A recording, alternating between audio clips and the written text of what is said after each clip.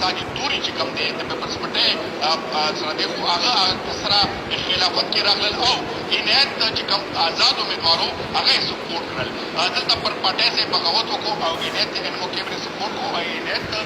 دله چې کومه ده هغه د ولي نه هم درنه شوه او هلته د سچویشن باندې چکار کړي. او دویم نمبر چې کوم پی ټي آی دی هغه هم بھرپور کمپین او بھرپور چې کوم صورتحال دی خو د دواړو غړو چې کوم درمیان دی مقابله سخته ده. هلته درې پارټیانې په نظر کې وي یو ورسره سره نه ولاړه خو هغې نه کمپین وکړه او نه یې هلته هغه صرف نوم یې راغلی چې هغه جماعت اسلامي کینډیډیټ او هغې برخه نه واخیسته. این پي او پی ټي آی او دا آزاد کینډیډیټ او پی پي پي ورسره ولاړو خو پی پي سره دغه شانتې صاحب وشو چې خپل ایم ایل اې چې کوم دی ساجد توري هغه دې واوښتل بل طرف ته لاړو. هغه وجې نه هغه سره لکه ریلیشن د عنایت ورسره شول. دلته چې کوم صورتحال دی چونکې هلته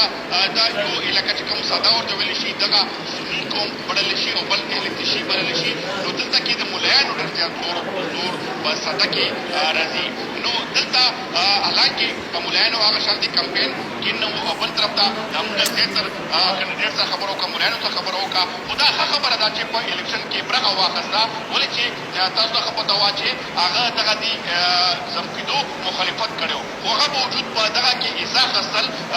یعنې کې د حکومت خبره تسلیم کړې شوې وه خو هغه باوجود دلته چې کوم ملایانو ګډ بللی کېږي نو په دغه ځای کې تحریک انصاف چې کوم دی خپل ګډې مضبوط کړي وي او چې کوم د آزاد امیدوار خبره کوم هغه چونکې سیاسي بیکګراونډ وختینی او دلته اصل رسوخ او د خپل شخصیت بنیاد باندې آزاد امیدوار راغلی. این پي چې کومه ده هغه بلکل لاندې دلته موږ ته په نظر نه راځي. همدغه شانتې جماعت اسلامي چې کومه ده هغه هم موږ ته په نظر نه رانغله. دلته که موږ ته راغلل آزاد امیدواران او د دوه پارټیانې یو ملایانو او یو پي ټي آی. هلته چې کومه وه پي پي پي وه این پي وه په پړشنار کې خو هلته هم د پي ټي آی او د آزاد امیدوار مقابله دلته د جمعیت علما اسلام او د پي ټي آی مقابله په نظر کې راځي. نو دغه پارټیانو کوم صورتحال ورونو پارټیانو پوزیشن دلته کې هغه شانتې این پي چې کومه ګڼلی شوه چې این پي به لږ غوندې خپل